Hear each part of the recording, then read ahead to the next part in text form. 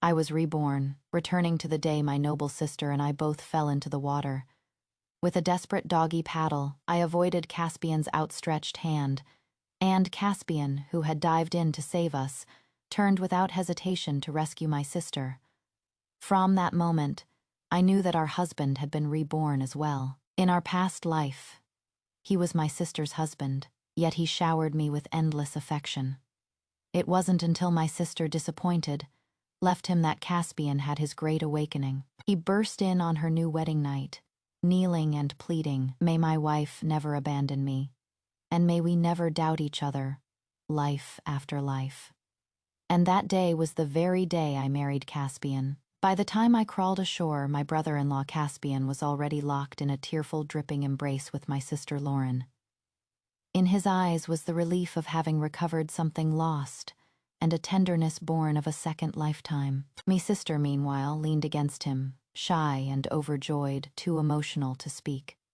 This scene of profound spousal devotion was an impossibility in our past life. And so I knew Caspian had been reborn too. I averted my eyes, refusing to watch the man who had once so passionately promised me a lifetime of love rediscover his old flame. But we had both forgotten that this day was also the day my sister was fated to meet the Marquis of the Southern Plains. Soon, a pair of black boots appeared before me. The man seemed surprised at the speed with which I had saved myself. The fox fur cloak he had just been shrugging off was draped over my shoulders instead. "Lord Shen has truly raised his daughters. Well, I never expected the second Miss Shen to be so calm and capable in the water." I lifted my streaked eyes. The man they called the Reaper of the Battlefield, Lord Valerius, glanced with a smile at the embracing pair not far off. "It is just that your brother-in-law is hardly a gentleman. So focused on his beloved wife, he neglects her sister. It seems the rumors of Lord Caspian wanting both sisters to share his bed were not entirely true. Lord Valerius killed men on the battlefield. With his words, he pierced the heart."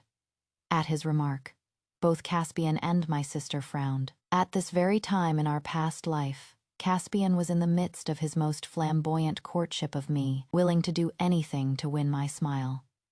But I simply clutched Lord Valerius's cloak tighter and walked away without a word. Valerius thought I was distraught by his teasing. He was honest enough to immediately correct himself. "Miss Shen, my apologies. That was thoughtless of me. But wearing my cloak, once you leave this garden, what will be left of your reputation?" Before I could speak, a sneer came from Caspian beside us.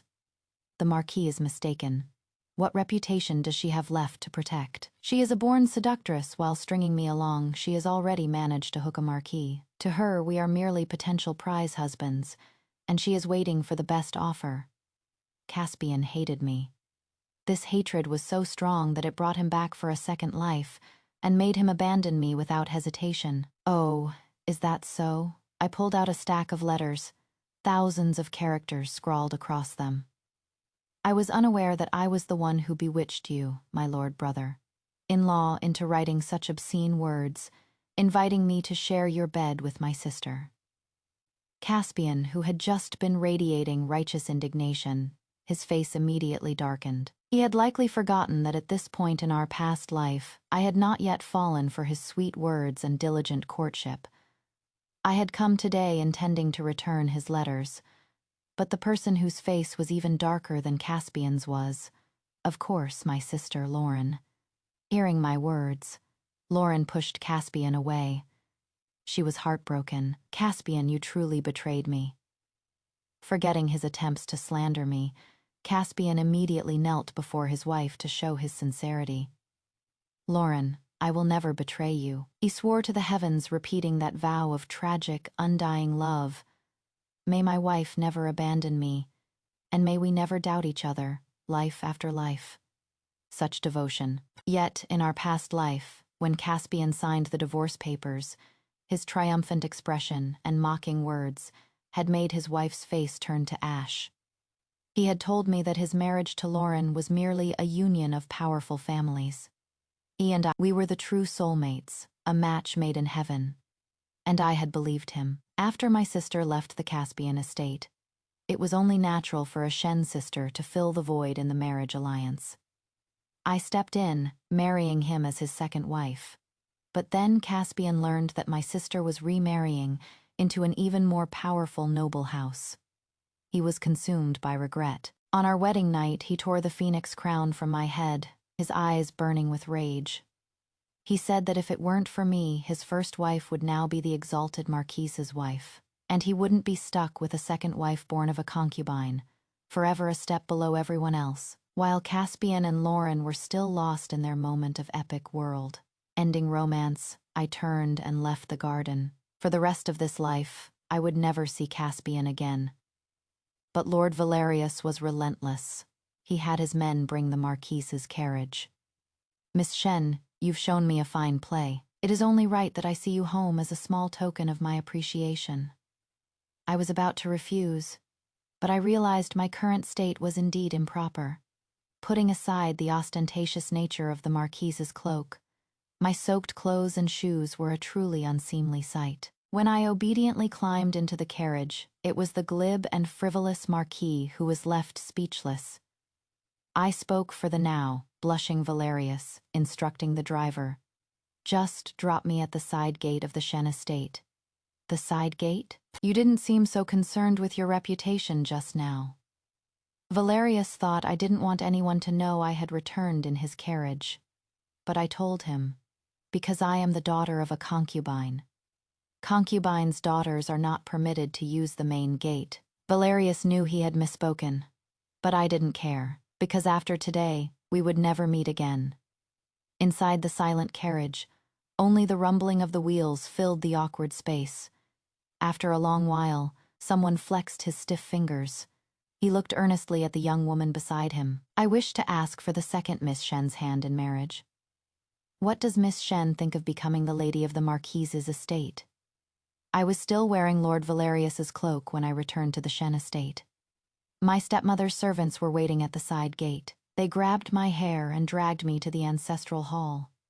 The fox fur cloak trailed on the ground, tearing a large gash before it was presented to my stepmother. "My lady, how could a wretched creature like her have such fine clothes? The young master must have been deceived by her into giving it to her. Oh, our poor young mistress. Such a fine item should belong to her, true lady of the Caspian estate. It has been utterly wasted." As the servants chattered, my stepmother stormed into the ancestral hall in a rage. She had my mother dragged in and called for a broker, saying she would sell us both to compensate her precious Lauren for a fine white fox fur. My mother was ill. She was coughing up blood as she was dragged in like an object. I fought free from the grasp of the coarse servants and held my dying mother in my arms. "Mother, just sell me. Perhaps Caspian will see how pitiful I am and buy me for his household, raising me to be a concubine or a bed servant. Even as a personal maid, it would be enough to disgust my dear sister. Wench, you are as depraved as your mother." My stepmother kicked me hard in the chest. I didn't dodge. Just as the taste of blood filled my mouth, Lord Valerius's amused voice came from outside the hall. "What a lively household Lord Shen keeps." It was rare for the Shen estate to have such a distinguished guest, yet the madam had aired her family's dirty laundry right in front of him. My father's face was ashen. He snapped at my stepmother. "What is going on here?" Several maids quickly helped my mother and me up to answer. I wiped the blood from my lips, as calm as if I had been waiting for this moment. "I caused my sister to fall into the water. Mother was just disciplining me and telling me to go to my sister's home to apologize." Nonsense. My father, seeing I hadn't taken the opportunity to complain, showed a flicker of relief. He took charge, dealing with the matter lightly. "What are you all standing around for? Help the young lady down." He then pointed at me. "You are a mess. Go clean yourself up properly before you go apologize to your sister." "Yes, father." As I respectfully withdrew, I glanced at Lord Valerius by the door. He was watching my face with a half-smile and ordered his attendant to fetch some medicinal powder for me. If not treated promptly, I fear the second Miss Shen's health might be ruined by the madam's discipline. My stepmother's face turned shades of green and white. Her lips trembled. I was merely educating my child. Lord Valerius smiled. That was no education. Even the beating of a servant is not so vicious as the madam's methods. The Shen family tried to cover it up, but Valerius wasn't buying it. My father choked on his words. My daughter's misbehavior has been an embarrassment to you, my lord. No matter, I happen to like the second Miss Shen's spirit. Hearing this, I nearly tripped over the threshold of the ancestral hall. I settled my mother back onto her bed, but when she saw me getting ready to leave the house, she grabbed me, her eyes filled with tears. Haley, you mustn't. I know that you and the young master are innocent, that the rumors are baseless. But the madam and the rest of the capital don't think so. If you go running to her now, Lauren will not let you go. But the excuse I had casually given was not a spur of the moment idea. I tucked the corner of my mother's blanket. Mother, you worry too much. As long as I explain things clearly, my sister won't harm me. But I left the second half of the sentence unsaid. In my past life, the person who had deliberated for 7 years considered every possible means of revenge. Yet in the end only dared to seek a divorce, could not be more ruthless than I. As I left, I encountered the Marquise's carriage, which was about to depart. Lord Valerius lifted the curtain, his tone warm. Where is the second Miss Shen off to? If you don't mind, I can give you a ride. He was exactly who I was waiting for. I was clearly going to the Caspian estate to cause trouble for my sister. My stepmother would never allow me to use a carriage, but as an unmarried young woman, I couldn't wander through the bustling city alone, subject to the stares of strangers. I was here to hitch a ride, and I did so openly, my steps brisk as I lifted the curtain and climbed aboard. Once again in a private space with a man, Valerius was likely regretting his own glib tongue. But why had he visited only to leave so quickly, to propose, of course? He worked fast. Today I fell in the water. He saw me disheveled, and he ruined my reputation. Without any fuss, he went straight to my home to discuss marriage. The Marquise's carriage stopped steadily in front of the Caspian estate. Valerius was afraid my sister might physically harm me. I jumped down from the carriage and turned to bid him farewell. My lord, you may return. I am still waiting for the grand palanquin to come and marry me. The gatekeepers at the Caspian estate looked at me as if they had seen a ghost. They had naturally been instructed by Lauren not to let me in easily. As the old saying goes, you don't hit a smiling face. Me smile was like a spring breeze as I persuaded them. You only earn a few coins a month. Why provoke your future mistress? I had the Marquise's carriage to thank for this. I had intended to hint to the gatekeepers that I now had powerful backing. But this clueless bunch thought I would sooner or later be brought into the Caspian estate as his beloved concubine. The gatekeepers quickly put on smiling faces and opened the gate for me. Once inside, I found my way to the main house with ease, startling my sister, who looked content and thoroughly satisfied by a man's company. Little sister, what brings you here? Thinking of Caspian's romantic past with me, a hint of wariness appeared in Lauren's eyes. She was certain I was here to steal her man. But I laughed, bringing her back to reality. Sister, if I were here for Caspian, I could simply cry and make a scene in front of him. What do you think? Would he come running back to me? Lauren, who had just been reveling in her renewed love and dreaming of a long life together.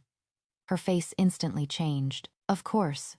She remembered her birthday last year, how she had humbly begged her husband to spend the night with her.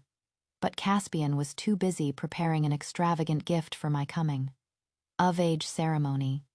He stayed out all night, riding to the western mountains to pick the most beautiful peach blossoms for me. The peach tree is young and elegant. Brilliant are its flowers. At that time, Caspian had sincerely wanted to marry me. His true wife was forgotten. Lauren's gaze toward me grew colder, but my expression remained unchanged. Sister, you shouldn't look at me like that. The person who shamed you and made you so insecure wasn't me, was it? Lauren clutched the unfinished mandarin duck handkerchief in her hand. How is it not you? If it weren't for you, how could my husband have abandoned me? The whole city laughed at me, the proper wife, for being incompetent, unable to even manage my own husband. Father and mother both said it would be fine once you were brought into the family. My in-laws also told me to be magnanimous and take you in as a concubine. Weren't you the one who forced me into all this? As Lauren spoke, she seemed to recall something, and tears streamed down her face. She threw a teacup at me, her voice sharp as she wiped her tears. Tell me you didn't do all this. I stepped back, asking only one question. If it were the other way around, sister, would you be willing for me to be the wife, and you the concubine? Lauren froze. I continued. There are thousands of men in the world. I am young. Why must I fixate on a married man? The Marquis of the Southern Plains I met today seems quite nice. He is dashing and holds a much higher rank than my brother-in-law. Oh, and by the way, he is still unmarried. I watched Lauren's face grow pale, but I felt no pleasure. If I were to marry into the Marquis's family even as a concubine, I would be more free and content than living under your thumb as a mistress in your husband's house. Sister, do you still think it is I who am clinging to Caspian, and not that he is the one who is fickle and has wronged you? I had said all I could. Lauren just wept. In our past life she had endured Caspian for 7 years, only to end in a disappointing divorce. Now she was overjoyed by his sudden change of heart. How could she possibly see the truth so easily? Lauren was lost in her delusion. I was about to leave when someone bumped into me, making me stumble. Caspian had appeared from nowhere, ignoring me completely. He rushed forward, protectively shielding my sister.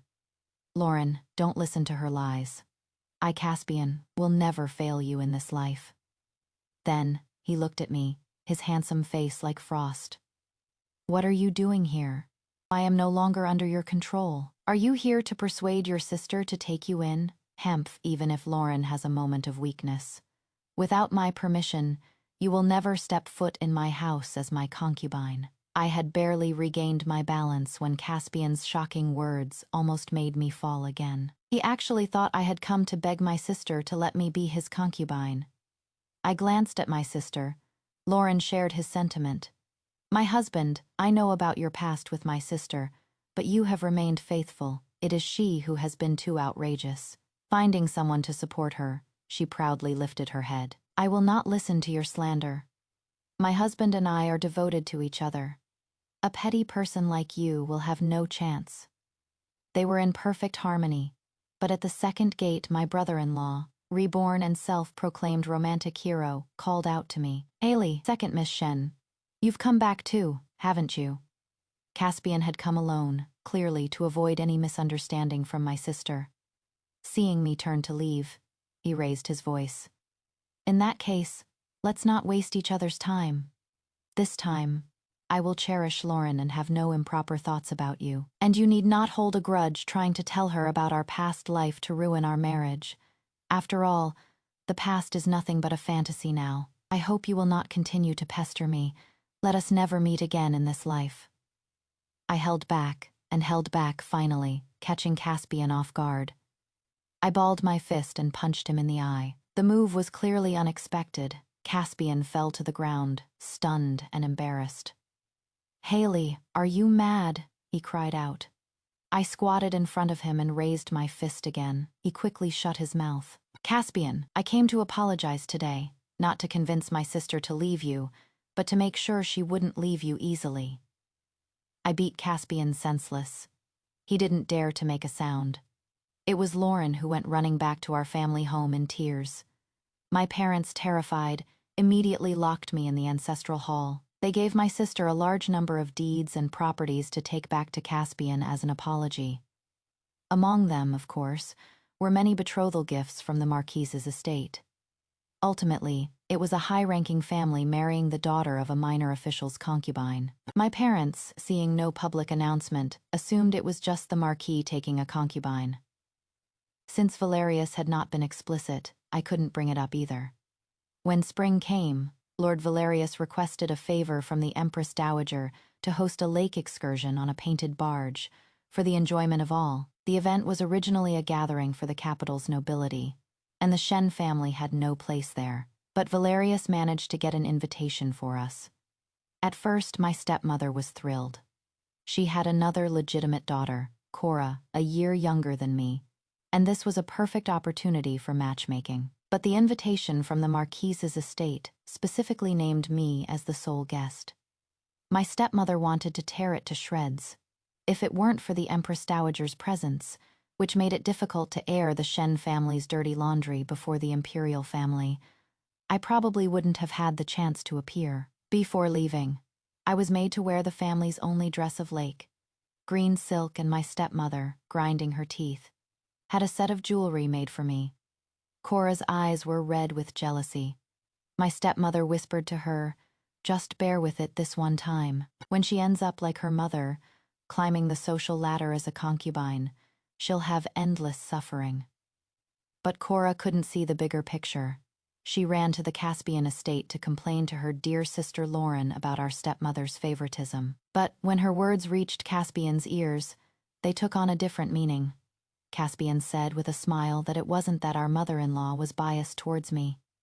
As a sixth-rank official, Caspian naturally had a place at the lake excursion, and he had already announced that he would be attending with Lauren. Caspian believed I was still obsessed with him, and that I had moved heaven and earth just to appear before him.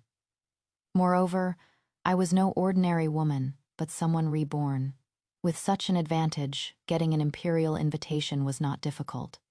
Cora was hesitant after hearing this.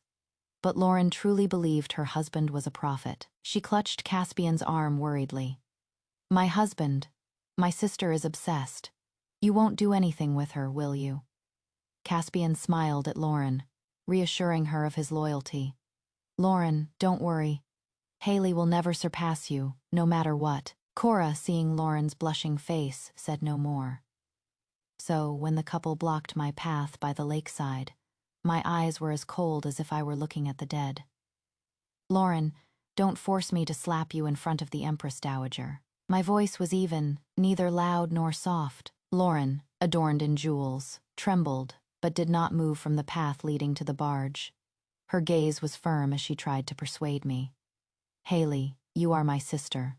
Others may not be able to control you, but I can. As a proper lady, you should not be making a public spectacle of yourself for a man, especially when the man you desire is my husband." She was deeply pained. "Let's go home. There is no need to bring such shameful behavior before the Empress Dowager." I remained silent. And beside Lauren was, of course, her husband, Caspian. Caspian was equally disgusted by my despicable methods to see him. "Haley, I didn't expect you were still unwilling to let me go. What do you want from me? How can I make you believe that I have no improper feelings for you? Forget about divorcing my wife to marry you. You will never even be my concubine, or a kitchen maid in my house." We were in public, surrounded by nobles and dignitaries. As soon as Caspian finished speaking, I felt the mocking gazes of countless young lords and ladies. A woman's marriage was a private matter, yet they had brought it out into the open, proclaiming they would never take me as a concubine. My reputation was in ruins. Whispers erupted around us. Summonon, enjoying the drama, added fuel to the fire. "Second Miss Shen, the Empress Dowager's barge is about to depart. If you don't want to be humiliated, you should probably leave now. I bet she doesn't even have an invitation from the Empress Dowager. She just came for the man. I heard long ago that Lord Caspian and his sister-in-law were involved. So it was the concubine's daughter who was restless. A young maiden trying to seduce her brother-in-law. How shameless." The crowd's unanimous condemnation made Caspian and Lauren even more arrogant, making me in my fine attire look like a clown. But my expression was calm. I even had the mind to admire how my carefully assembled outfit, a product of my entire family's efforts, had outshone my once unreachable sister. The commotion was soon interrupted by the sharp announcement of a court official. "Her Majesty, the Empress Dowager, arrives." Under the distant yellow imperial canopy, the first to emerge was not the Empress Dowager, but Lord Valerius on horseback. The appearance of the renowned reaper of the battlefield caused a stir among the crowd on the barge. The Marquis of the Southern Plains. Why is he with the Empress Dowager? Don't you know? The young Marquis was raised in the palace by the Empress Dowager for a time. Their bond is deeper than that of a typical monarch and subject. I heard that this lake excursion was specially requested by the Marquis. It is not an annual event. Valerius was in the spotlight, momentarily eclipsing the scandal involving me and Caspian. This made Caspian suddenly uneasy. He, of course, remembered the pain of losing his wife in the previous life. If Lauren caught Valerius's eye again in this life, even the reborn Caspian would have no means to deal with the favored Marquis. Everyone's attention was drawn to Valerius and the Empress Dowager's procession, except for Caspian, who anxiously gripped Lauren's hand. "Lauren, no matter what happens, you will always stand by my side, won't you?"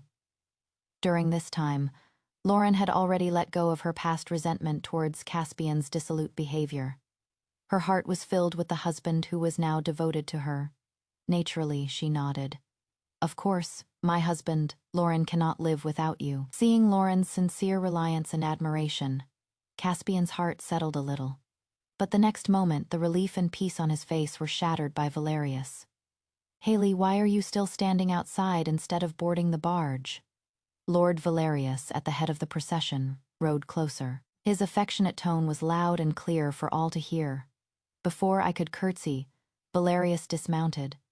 He took my hand and eagerly presented me before the Empress Dowager's curtain palanquin. "Your Majesty, this is the second Miss Shen I told you about, the future mistress of the Valerius estate."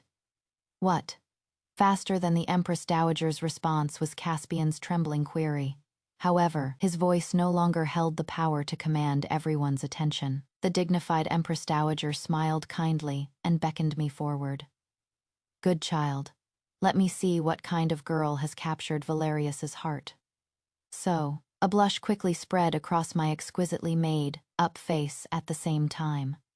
I heard a collective gasp from everyone on and around the barge. Who could have imagined that the obscure second Miss Shen was the fiancée of the Marquis of the Southern Plains, and that most of the people here had just insulted her? The Empress Dowager publicly gifted me a phoenix head hairpin, and the renowned Marquis stood by my side. I returned to the front of the barge where I had been blocked, my voice ringing out. "May I ask, esteemed lords and ladies, am I, this creature born of a concubine, worthy of boarding the Empress Dowager's barge now?" The faces of both Valerius and the Empress Dowager immediately changed. Several of the noble ladies who had just been mocking me nearly fainted on the spot. Lauren and Caspian's legs both went weak. They had just spoken so arrogantly, and who knew how much the Empress Dowager and Valerius had heard. Valerius's smile didn't reach his eyes. I was unaware that at my own event, someone would try to bar my own wife from entry. Valerius's gaze swept over the crowd, and the few who had been on the verge of fainting finally collapsed. Even I recognized the Marquise's fiancée as a well-mannered and proper lady. Since some people think my judgment is flawed, I see no need to entertain those who disrespect the royal family. The Empress Dowager snorted, and the imperial guards immediately carried the fainted ladies off the barge. Everyone present knew that from now on, their only path was to resign from their positions and leave the capital. As Valerius and I walked past Caspian and Lauren, Valerius asked with feigned innocence, "Oh, isn't it my brother-in-law and sister-in-law? Are you standing here to welcome guests on behalf of the Empress Dowager?" The news of my marriage to the Marquis was like a clap of thunder. Caspian and Lauren were speechless for a long time. I thoughtfully replied, "My lord, welcoming guests is the duty of the court officials. Besides, my sister and brother-in-law were just discussing taking me as a concubine." "Oh, then it is a good thing I made my proposal first." Valerius chimed in perfectly. The expressions on Caspian and Lauren's faces were a colorful spectacle. Lauren was in disbelief. "Haley, the Marquis is joking, isn't he?" I pried her fingers, which had subconsciously gripped mine, off one by one. "Sister, you are the one who is joking, aren't you? The Marquis' betrothal gifts were sent to our estate long ago. You accepted quite a few of them yourself. Do you truly not know?" Valerius added helpfully. "Oh, is that so?" Facing the deadly Marquis, Lauren's smile was more painful than a cry. "My lord, that is not true. I was just keeping them safe for Haley. When she marries, I will return them all exactly as they were." terrified. Lauren quickly stepped aside, pulling Caspian into a corner. But Caspian was dazed, his thin lips trembling as he shook his head. No, that is not right. How can Haley be the Marquise's wife? It should be Lauren. He watched as Valerius escorted me into the center of the capital's high society. The once poor concubine's daughter he had looked down upon was now the center of attention, her beauty captivating everyone. Caspian's eyes gradually filled with bloodshot veins.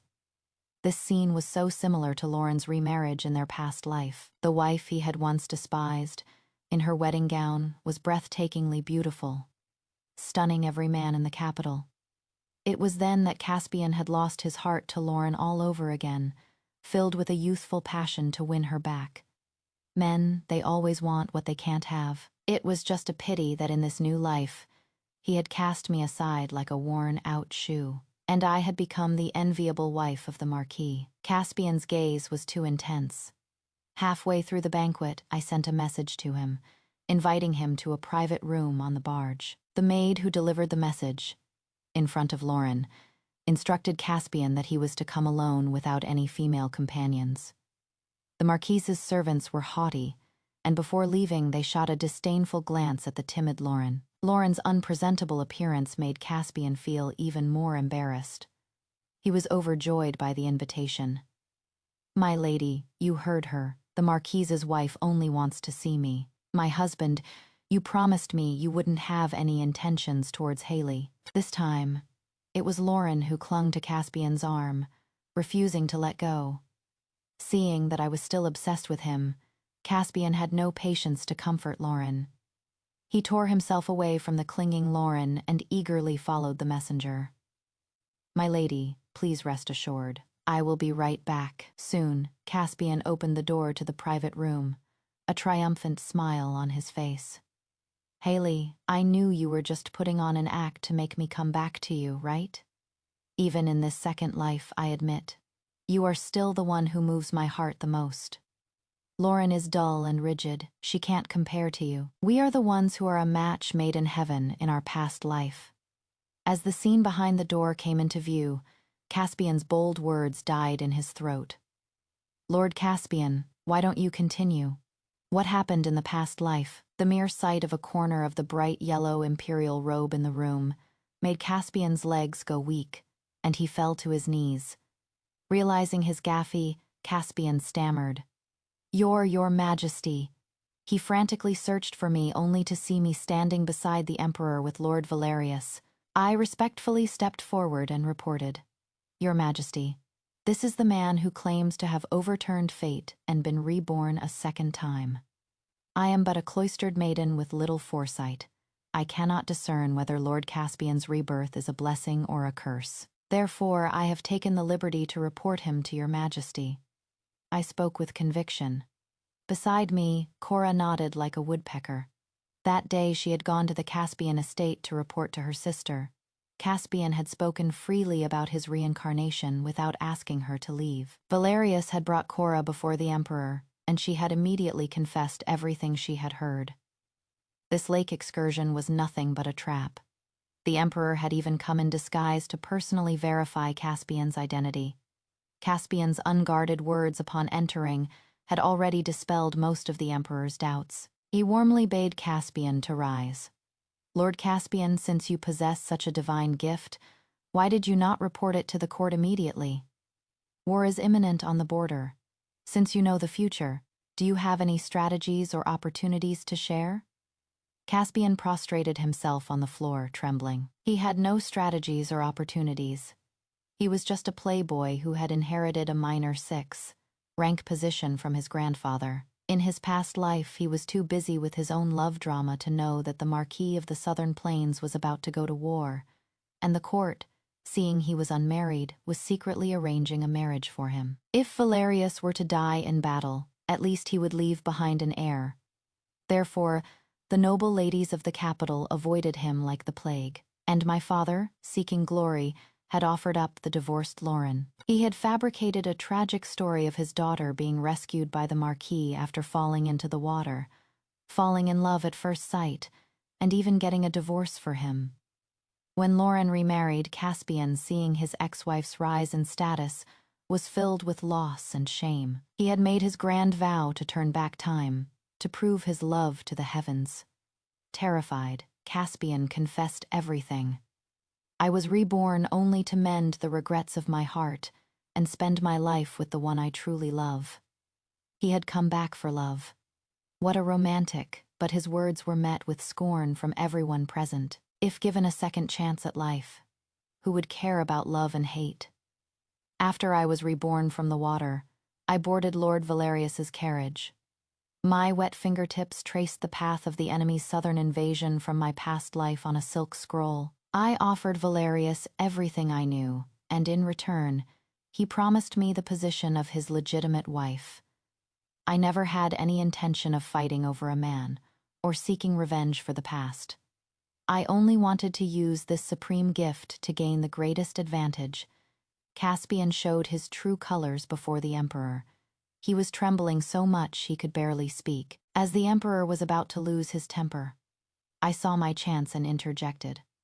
Lord Caspian's ability to reveal heavenly secrets may be limited. I believe it would be best to have him accompany the army on the campaign. If he wins every battle, he will be a great asset to the empire. If he makes a single misstep, he can be dealt with by military law, eliminating any future trouble. As soon as I finished speaking, Caspian slumped to the floor. He had fainted from fear. When Caspian awoke, he was already imprisoned in a carriage heading to the border. In our past life, Caspian had made his earth-shattering vow on Lauren's wedding night. To show his repentance, he divorced me and banished me from the capital. But I had witnessed the Marquis of the Southern Plains fight valiantly, only to fall against an empire already crumbling from within and without. Valerius died on the battlefield, and the enemy marched south unopposed. Lauren was forced by our parents to commit suicide to honor the Marquise's memory, but our parents soon died on the night the capital fell. I mingled with the fleeing refugees, witnessing a broken nation, the suffering of the people, and even parents exchanging children to eat. Why is it that only vows of eternal love can move the heavens? It shouldn't be this way. If I were granted the chance to turn back time, I wouldn't want a fated romance. I want peace and prosperity for the realm, and bountiful harvests for all. Caspian and I, one in the light and one in the shadows, pieced together the battle reports from our past life, allowing Valerius to predict the enemy's every move and win a decisive victory. On the day Valerius returned triumphant, the emperor granted Caspian the title of imperial preceptor.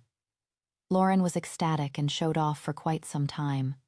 She laughed at me, saying that even though I had exposed Caspian's secret, I had only helped him rise to power. Lauren herself became a first-rank noble lady, second only to the Empress Dowager and the Empress.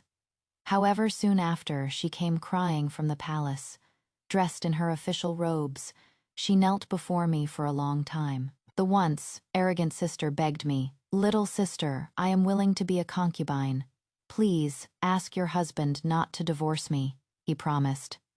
"May my wife never abandon me, and may we never doubt each other, life after life." Upon his triumphant return and appointment as imperial preceptor, Caspian had requested the emperor to grant him the wife of the Marquis of the Southern Plains in marriage. The court was in an uproar. Valerius kicked him down in front of the throne hall. How strange. The imperial preceptor knows the past and future, yet he couldn't predict my kick. Caspian scrambled to his feet. There was hatred in his eyes. But more than that, there was resentment and frustration. Haley was my wife to begin with. You just coveted her beauty and stole her from me. Valerius laughed in disbelief, but Lauren was frantic. She had not yet enjoyed the glory of her new title when she was handed a divorce decree from Caspian.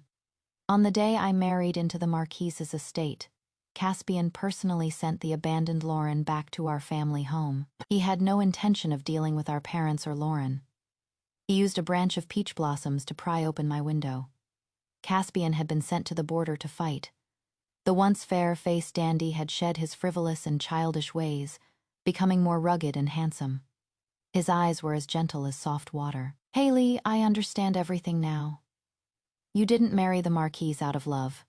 You just didn't want to see the nation fall and the people suffer as in our past life. I was narrow-minded before.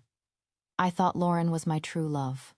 But you are gentle, intelligent, and have a heart for the world. Lauren is just a shallow-minded woman. Across 2 lifetimes, my heart still belongs to you, Haley. He spoke with such deep affection. I slammed the window shut and asked with feigned confusion, "Is there a dog barking outside?" Caspian was about to speak, but from inside came the voice of the groom, Lord Valerius. "What dog?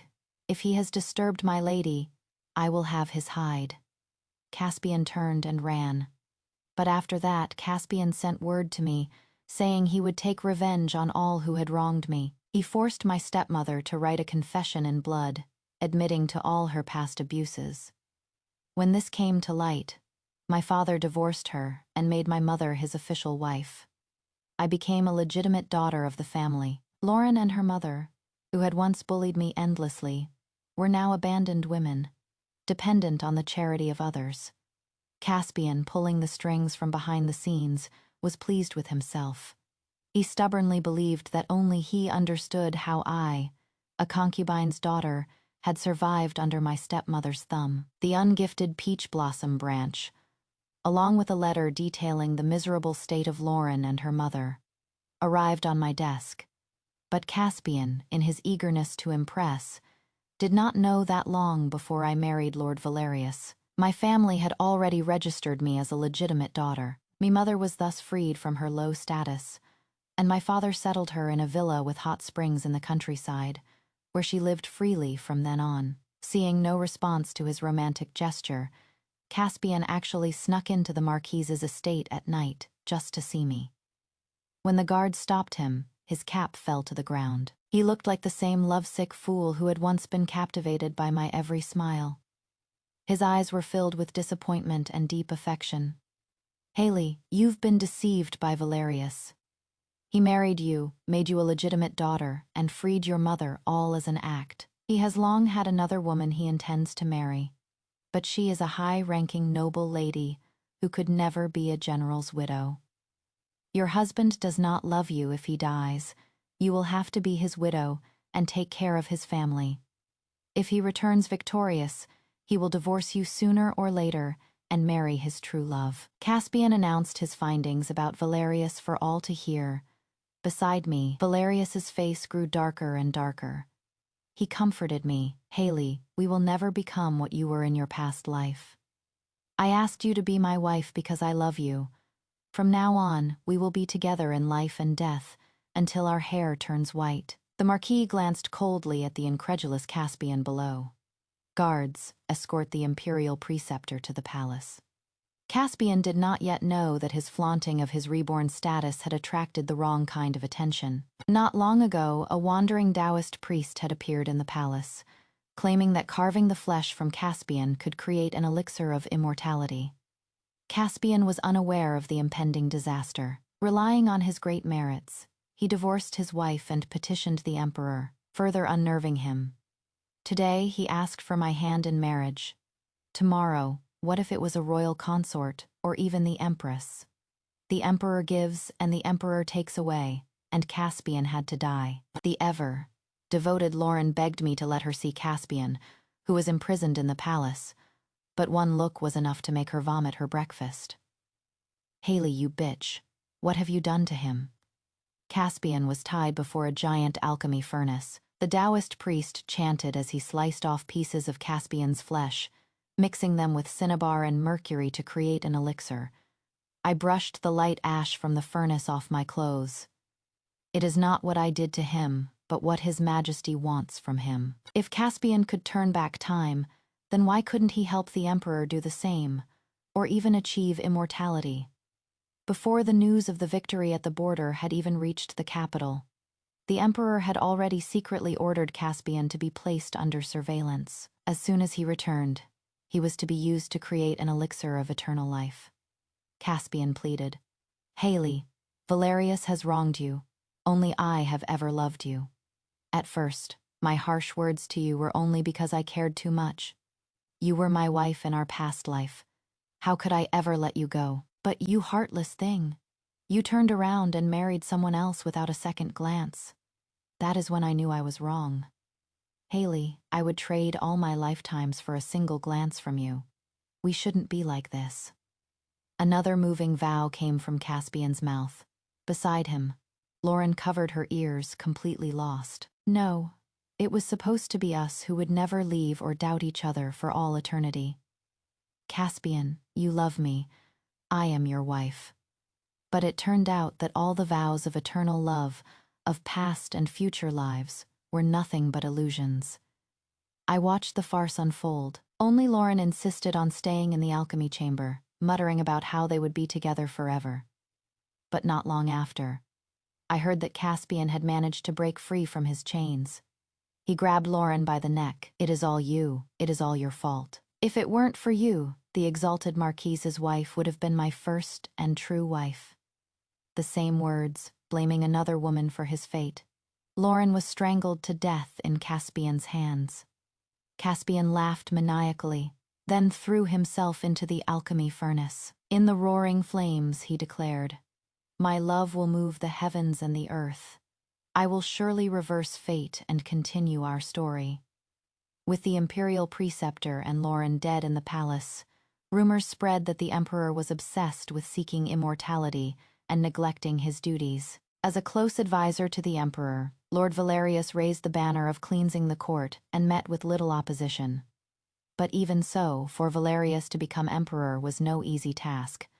I accompanied him on his campaigns, helping him escape from certain death. My cheek bears a scar from the former emperor's last desperate struggle.